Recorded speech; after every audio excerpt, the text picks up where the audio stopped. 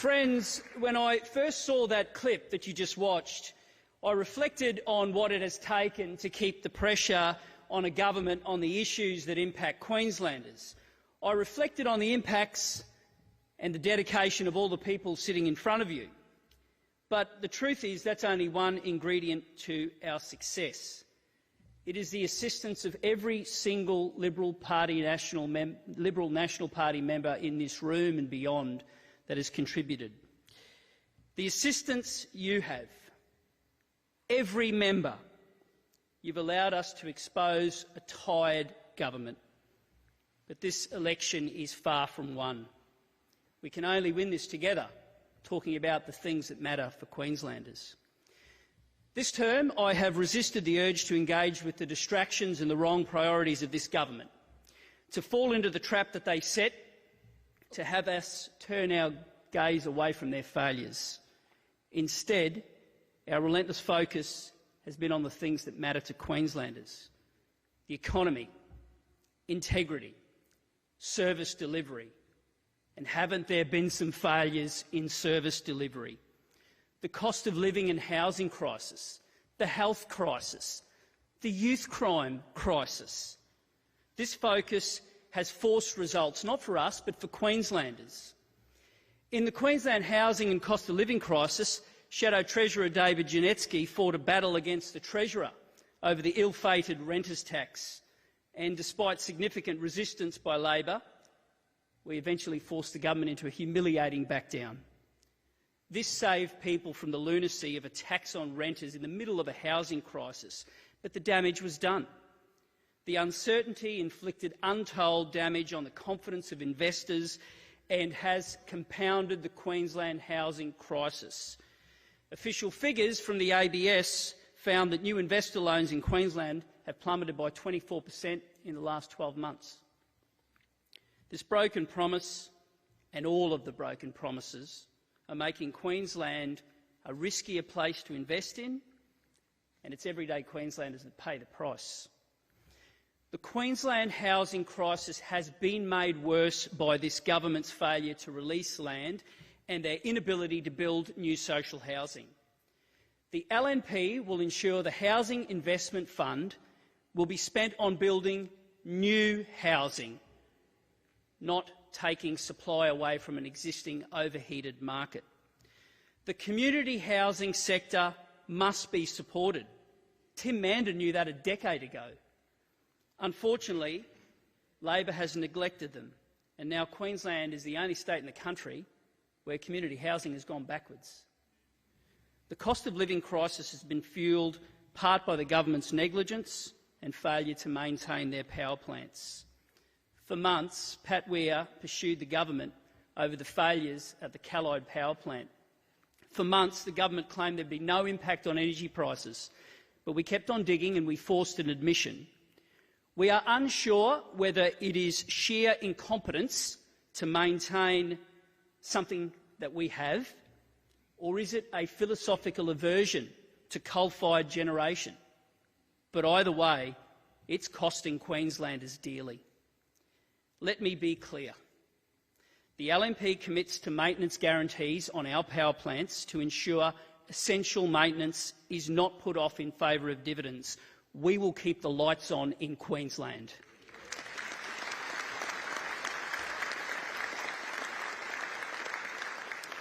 Every day we speak to Queenslanders who don't know whether they will be able to find a house when their lease is up, to be able to afford their next electricity bill.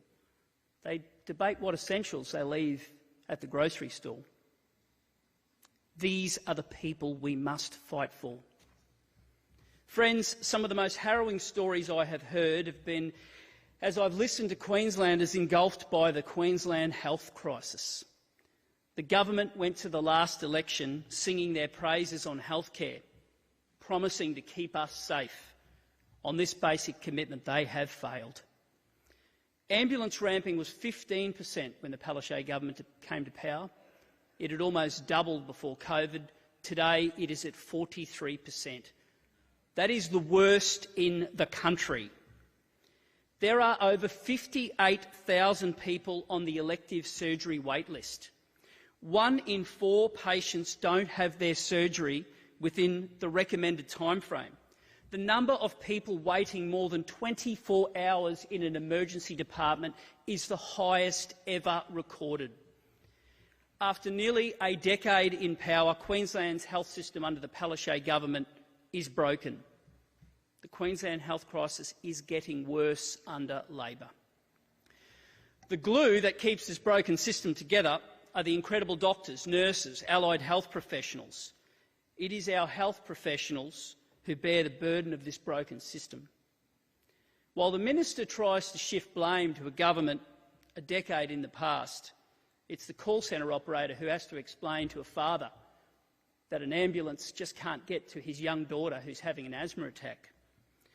While the government continues to try and hide the truth from Queenslanders, the LNP commits to releasing health data in real time within 100 days of an election.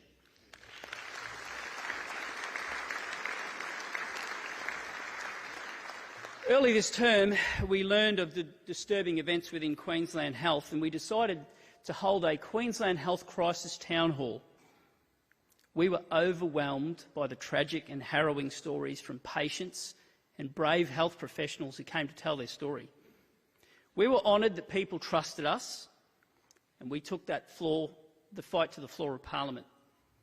And hasn't Ros Bates displayed incredible courage and conviction in doing that?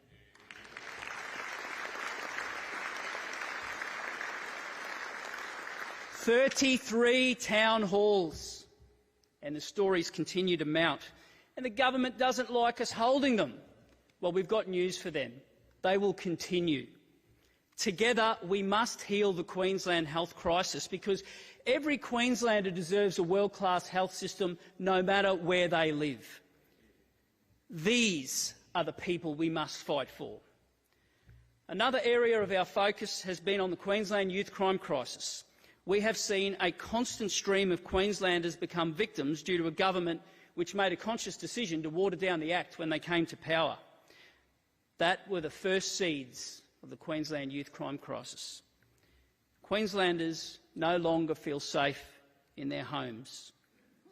Break-ins are up 58% since 2015. The number of stolen cars is up 108%. Assaults, 178% since 2015. Their decision to weaken the laws when they first came to power put ideology before common sense. 8 years ago, the government boasted about watering down these laws. The only people boasting today are young crims on social media who know they are untouchable. The Premier's decision created a generation of criminals, Labor's untouchables. They know that their rights are greater than the rights of the victim. And there are thousands of victims. And Tim Nichols and Dale Last and Laura Gerber have sat down and listened to them. And their stories are harrowing. And I've listened to a small business owner called Paul. He grew up in social housing. And all he wanted to do was one day be his own boss. Well, today he's a broken man. 3 break-and-enters, thousands of dollars worth of damage, insurance premiums that go up that he can't afford. It's not just an attack on his business, it's an attack on his dreams. And I've heard from Cairns woman Caroline, hiding her kids in a bedroom while her husband was assaulted in his own home. They survived, others haven't. People stabbed in their home, struck by stolen cars. And I've sat down and listened to them too. These are the people we must fight for.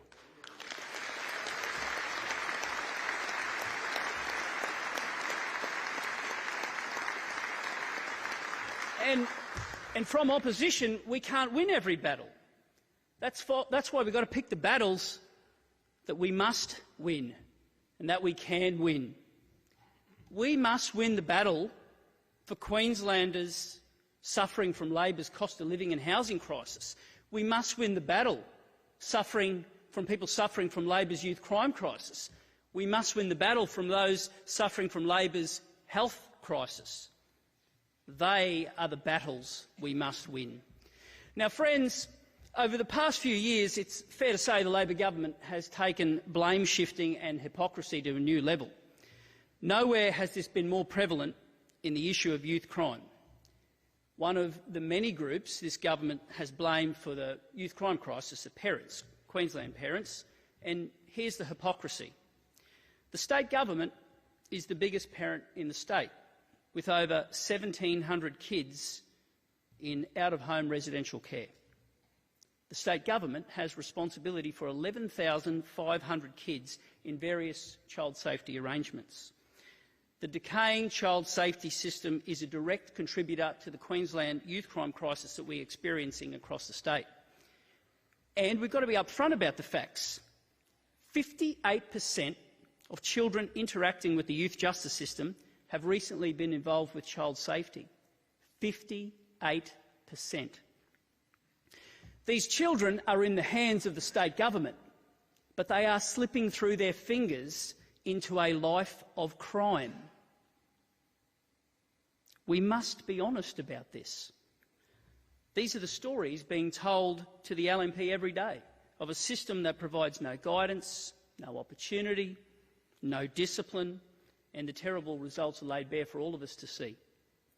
It is clear the chaos and crisis of the Labor government has ruined our child safety system. And that's turbocharging the Queensland youth crime crisis. The government cannot blame carers and guardians solely when the kids they are responsible are being so poorly cared for. This cannot go on.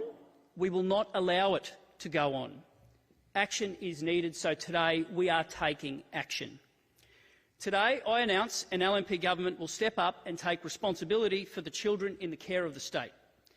They must be provided with guidance, education, opportunity and, like all kids, discipline. If we expect parents to do their part, then our government will do its part as well. Today I'm putting repairing the child safety system on the agenda. The Labor government might not want to talk about it, but Queenslanders are living it. Friends, this weekend I have personally written to the first tranche of child safety stakeholders, inviting them to Parliament to listen to the solutions of those at the coalface with myself and Child Safety Minister Amanda Cam. We have already had RSVPs. Together with the best minds, we will chart a course designed to repair Queensland's broken residential care system and start giving these kids a decent crack at life. Together, we must turn off the state-sanctioned pipeline of youth criminals. I'm very open-minded about the solutions, but here are a few KPIs we are going to insist on, paired with proper support. An emphasis on personal responsibility, an insistence on attending school, an insistence on extracurricular activity, an opportunity for employment and training for the older kids, and a transition to foster care.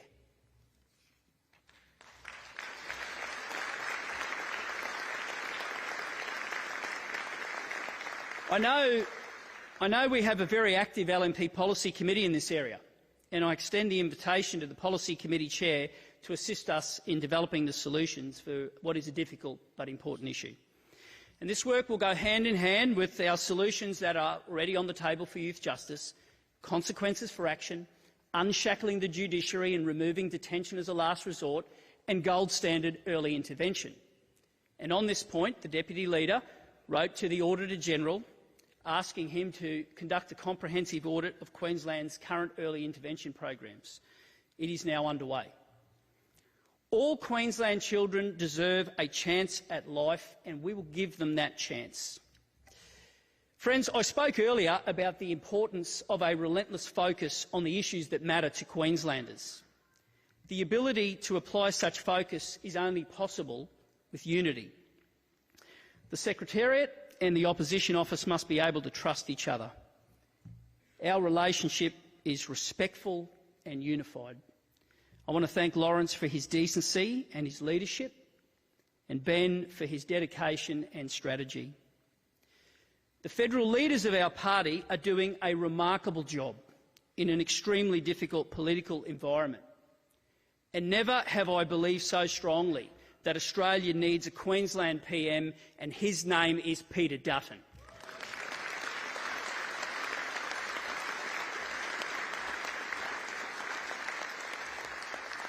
Ladies and gentlemen, the Queensland state election is just over a year away. Many of you have spoken to me this weekend about our changing electoral fortunes, polls in newspapers, but those aren't the numbers that matter to Queenslanders. Those are not the numbers that drive me. 43% ambulance ramping, 72 fewer police than before the last election, 50,000 Queenslanders on the social housing waiting list. That's what matters to Queensland. That's what drives me.